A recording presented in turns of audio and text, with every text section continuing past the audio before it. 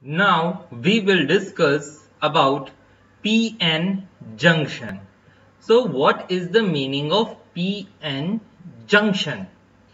In the previous lectures we have learned that there are two types of extrinsic semiconductor materials.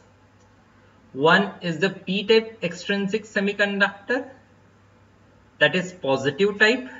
It is formed by the addition of trivalent impurity, and other is n-type, that is negative. N-type extrinsic semiconductor formed by the addition of pentavalent impurity to the pure semiconductor material. The pure semiconductor material can be silicon or germanium. Now what is a p-n junction and what is the significance of this p-n junction? So when a p-type semiconductor is suitably joined to the n-type semiconductor, the contact surface is called as a p-n junction. P-type material joined to n-type material. The contact surface is called as p-n junction. So there are many semiconductor devices that contain one or more p-n junctions. It is of great importance because it is the control element for semiconductor devices. How it is a control element we will see. But before that, let us see how the p-n junction is formed. So p-n junction fabrication is done by the special techniques, and one such technique is alloying. Another technique can be diffusion, but the most common technique is the alloying. So in this method, a small block of trivalent impurity is placed on an n-type semiconductor germanium slab as shown in this figure. So this process of forming the p-n junction, that is alloying process, is shown in this figure.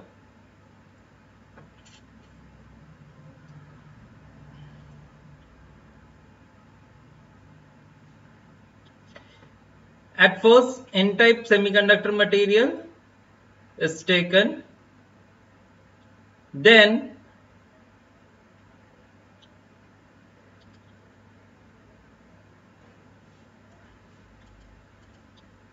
the system is then heated to a temperature of about 500 degrees Celsius. So you have to look at this figure. Figure number 1.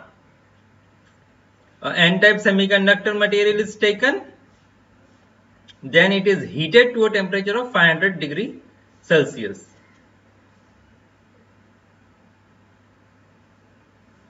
Then the indium, that is a trivalent impurity,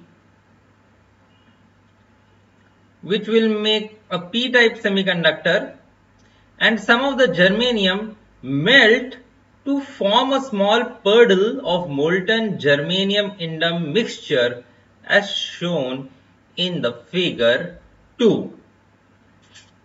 So in this figure, indium and some of the germanium melt to form a puddle.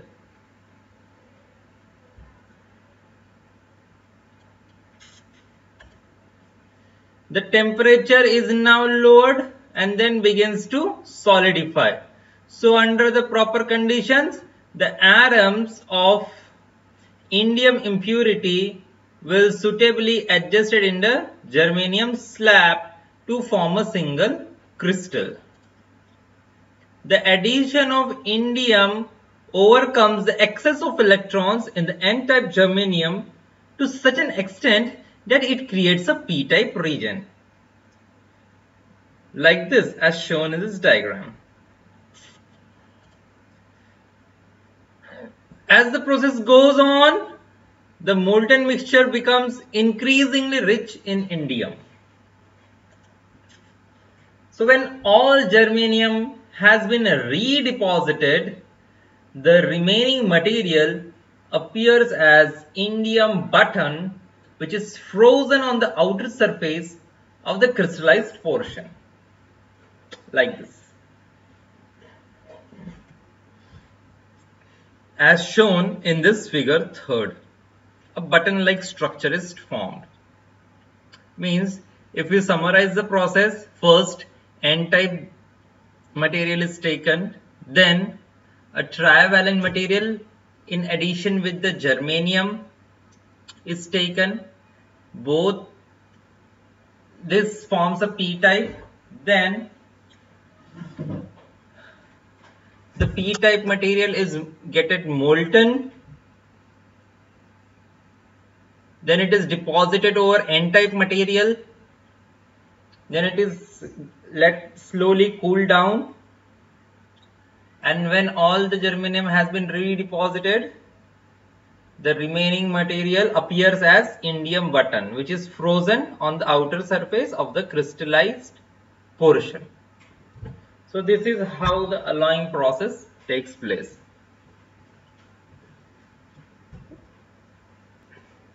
So this button serves as a suitable base for soldering the leads, that is the terminals. Terminals are soldered on this. Properties of the p-n junction. At the instant of the p-n junction formation, the free electrons near the junction in the n region begins to diffuse across the junction into the p region, where they combine with holes near the junction.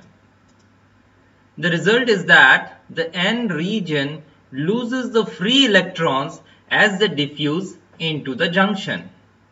This creates a layer of positive charges, that is a pentavalent ions, near the junction. As the electrons move across the junction, the p region loses holes as the electrons and holes recombine. The result is that there is a layer of negative charges, that is a trivalent ions, near the junction. These two layers of positive and negative charge forms the depletion region or depletion layer. The term depletion is due to the fact that the near junction, the region is depleted or emptied of free carriers. That free carriers can be electrons or holes due to the diffusion across the junction. The depletion layer is formed very quickly and is very thin compared to n region and p region. The width of the depletion region is shown in the following figure. So this is the depletion region. P-type material has negative ions across the junction, and n-type material has positive ions across the junction. We will discuss this diagram in more detail. So once an p-n junction is formed and depletion layer is created, the diffusion of free electron stops. So when the diffusion of free electron stops, when the depletion layer is created. So the depletion region acts as a barrier to the further movement of free electrons across the junction. So when this depletion layer is formed, the free electrons from p-type material and n-type material will not recombine. The positive and negative charges set up an electric field. So this positive charge and this negative charge across the junction will set up an electric field. So this setup of electric field is shown in this figure.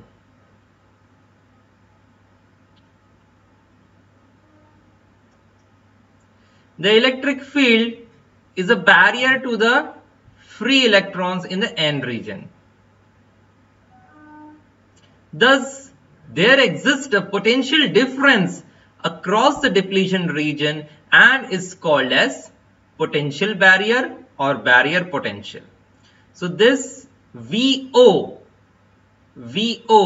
is the potential barrier, and this potential barrier is not allowing the free movement of holes and electrons from the p and n type of material respectively.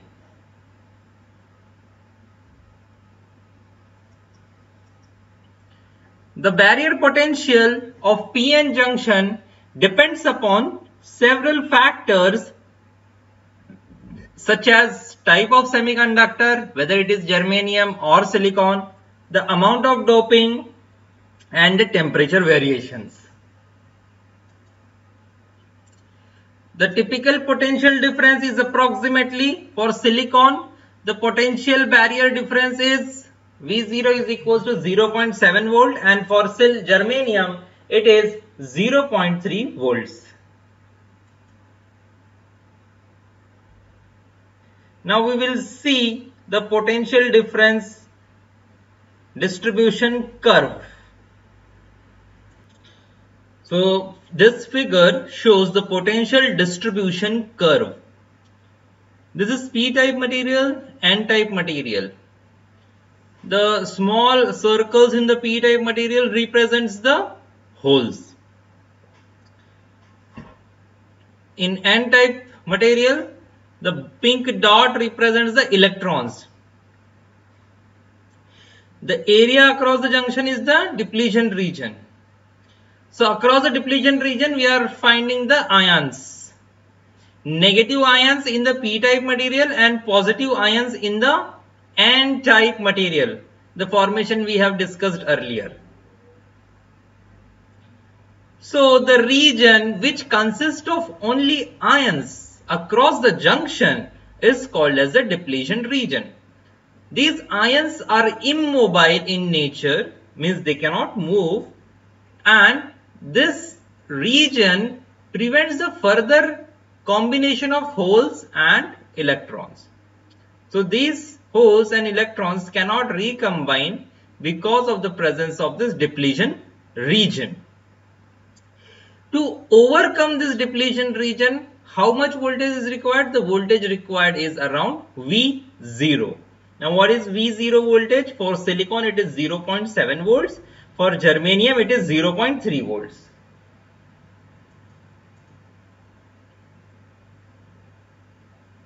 Now to avoid this or to remove this depletion region, we have to apply the external biasing voltage, external voltage that is greater than V0, so that the p-type holes and n-type electrons can combine and the current can flow.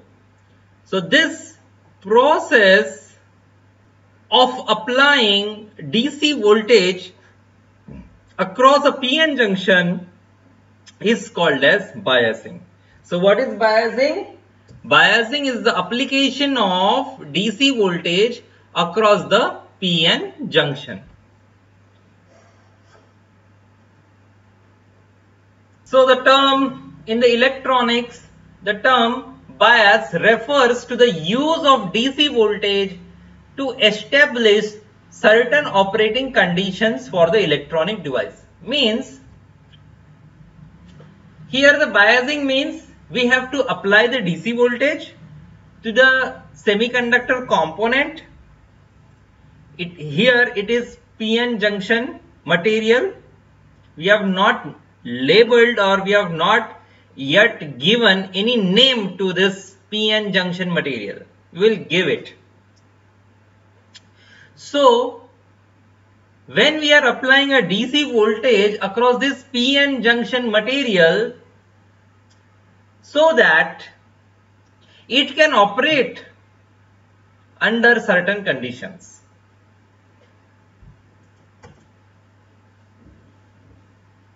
So in relation with the PN junction, there are two types of biasing conditions. First is the forward bias and second is the reverse bias. We will discuss this in detail. What is the meaning of forward bias? What is the meaning of reverse bias? First, we will discuss forward biasing. So when external DC voltage is applied to the junction in such a direction that it cancels the potential barrier, thus permitting the electric current to flow, then it is called as forward biasing. Means we are applying the DC voltage and this external DC voltage will cancel the potential barrier and the current will flow, then it is called as forward biasing. To apply the forward biasing, we have to connect the positive terminal of battery to P-type material and the negative terminal of battery to the N-type material as shown in this figure. So in this figure, which is of forward biasing, the P-type material is connected to positive terminal of battery. Here we have not shown the battery, we have simply represented the terminals positive and negative. The N-type material is connected to negative terminal of battery.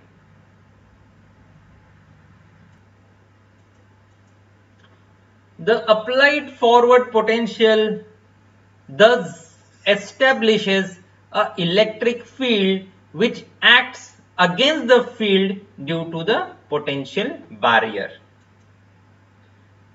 Therefore, the resultant field is weakened and the barrier height, which was, as you can see in dotted line, this was the barrier field when there was no external field was applied. But as we have applied the external field, the potential barrier height has been now reduced at the junction. This diagram shows that when no field is applied, the potential barrier is at greater height. As soon as we have applied the external DC voltage, the potential barrier height suddenly is reduced. As potential barrier voltage is very small, approximately 0.3 volts for germanium and 0.7 volts for silicon, a small forward voltage is very sufficient to eliminate the potential barrier. It means as we apply the external DC voltage greater than 0.3 volts DC, the germanium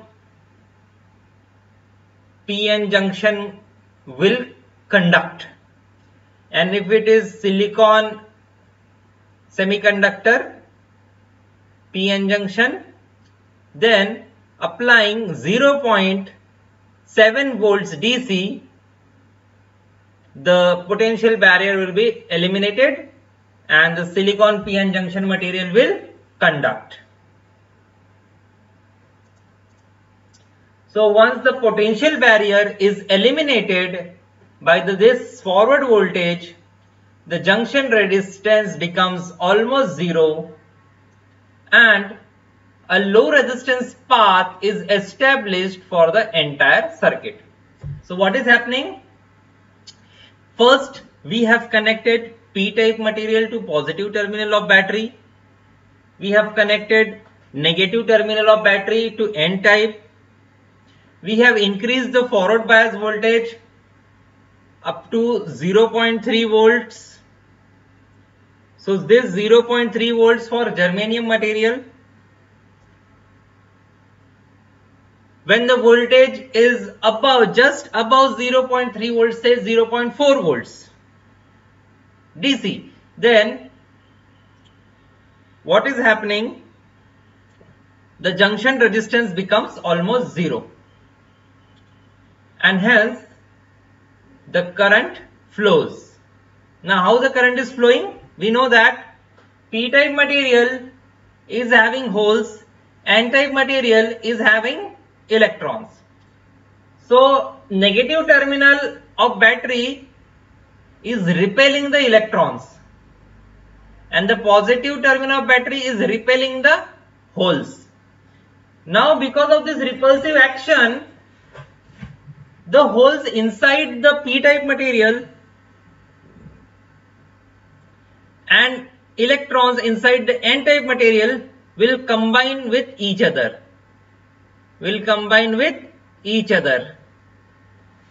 Because these electrons and holes, they get attracted towards each other. And when this movement of electrons and holes will take place within the semiconductor material, because of the application of external field, we say that the PN junction is conducting. And hence the electric current flows in the circuit. So this flow of current in the circuit, because of the forward bias, the current is called as forward current. So to summarize, we can say that the potential barrier is reduced and at some forward voltage, approximately 0.3 volts, it is completely eliminated. The junction offers low resistance, and this low resistance, when forward bias, it is called as forward resistance to the current flow. The current which is flowing is called as forward current, and the lowered resistance is called as forward resistance. The current flows in the circuit due to the establishment of low resistive path, and the magnitude of the current which is flowing is completely dependent upon the applied forward voltage. Now we will study reverse biasing. In the forward biasing, P-type is connected to positive terminal of battery, N-type is connected to negative terminal of battery. Now in the reverse biasing, when the external DC voltage is applied to the junction in a direction that the potential barrier is increased, then it is called as reverse biasing. And how the potential barrier is increased? The reverse bias is applied in such a condition that the negative terminal of battery is connected to P-type material and the positive terminal of battery is connected to N-type material. Then it is said to be reverse biased, as shown in this figure.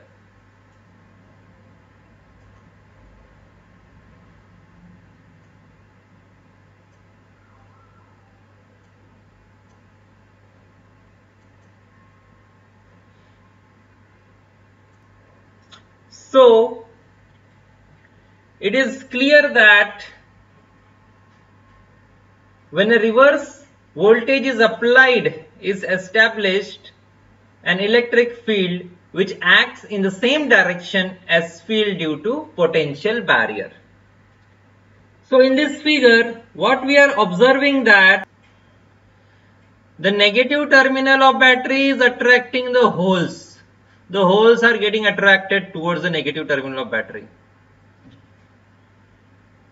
from the P-type material. From the N-type material, the electrons are getting attracted towards the positive terminal of battery. So what is happening? This region is again depleted of electrons and holes, and thus the width of the depletion region has been increased. These holes and these electrons are moving away from each other, and when they are moving away from each other, the junction is depleted of holes and electrons, and hence they will not combine with each other, rather they will attracted towards the battery terminals. Holes will be attracted towards the negative terminal of battery being positively charged, and the electrons being the negatively charged, they will be attracted towards the positive terminal of battery. So when no external field is applied, the width of the depletion region is very less. But as we apply the external field, because of the reverse bias, the external field that is external field, because of that the depletion region has been increased. The solid line curve shows external field which is at greater height than the dotted line which shows no external field. Therefore, the resultant field at the junction is strengthened and the barrier height is increased. So this barrier height has been increased when external field is given as compared to without external field. The increased potential barrier eventually lowers the flow of charge carrier across the junction. Thus, a high resistance path is established for the entire circuit, and hence the current does not flows because of the reverse bias. So, as we apply the reverse bias, the potential barrier is increased, the junction resistance has increased, and this is called as reverse resistance to the flow of current. No current flows in the circuit due to the high resistive path. So what are the conclusions? The conclusions are: reverse biasing the junction, a high resistive path is established and no current flows. With the forward bias, a low resistance path is set up and hence the current flows. Now how the current is flowing in a forward bias PN junction?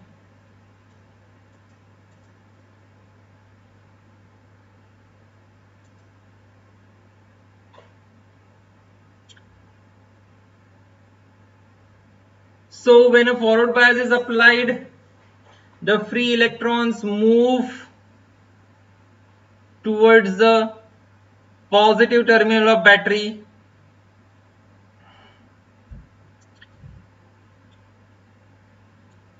and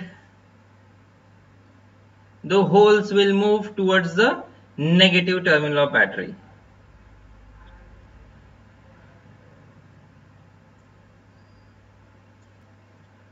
So in this diagram, we see that under the influence of forward bias voltage, the free electrons in the N-type move towards the PN junction and the holes of the P-type material move towards the junction.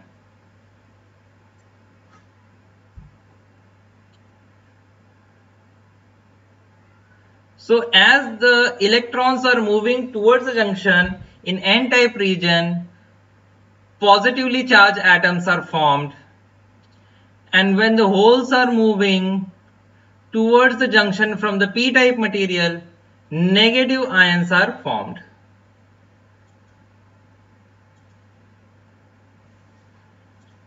However, more electrons arrive from the negative terminal of battery and enters the N region to take place.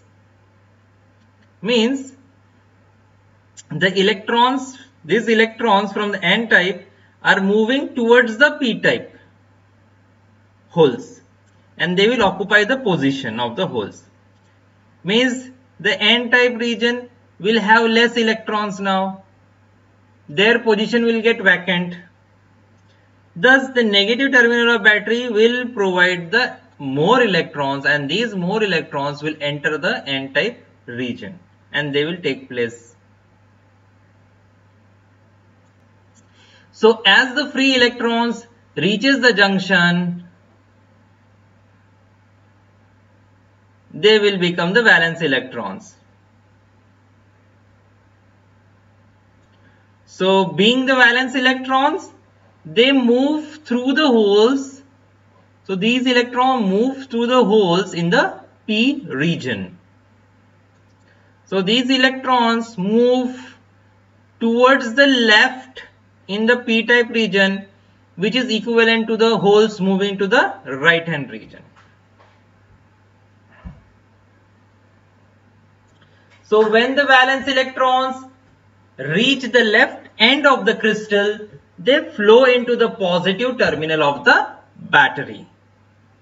To conclude, we say that the free electrons from the negative terminal continue to pour into N region while the free electrons in the N region move towards the junction. The electrons travel through the N region as free electrons. That is, current in the N region is by free electrons. On the other hand, with the forward bias to the junction, a low resistive path is set up and hence current flows in the circuit. So when these electrons reaches the junction, they combine with holes and become the valence electrons. So these electrons travel through P region as valence electrons, and the current in the P region is by holes. Means these electrons will combine with the holes, and the appearance is like that the holes are moving towards the N type and the electrons are occupying the place of the holes. The combination takes place. So when these valence electrons reaches the left end of the crystal, they now flow into the positive terminal of the battery. So electrons are moving from here, they are repelling, they are recombining with the holes of the p type, they are coming out from the p type and they are flowing to the positive terminal of battery.